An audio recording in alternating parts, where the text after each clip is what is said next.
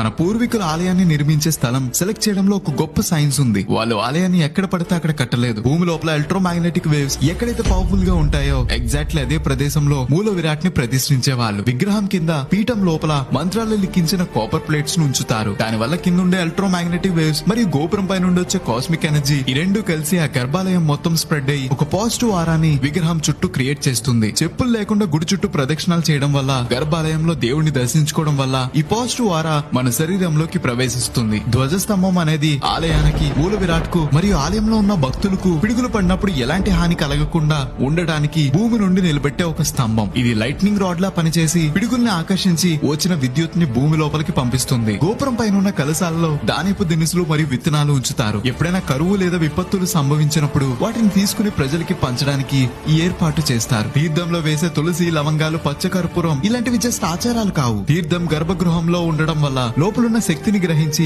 ఆరోగ్యాన్ని బాగు చేసే ఔషధంలా మారుతుంది. ఇది వేల నాటి ఆలయం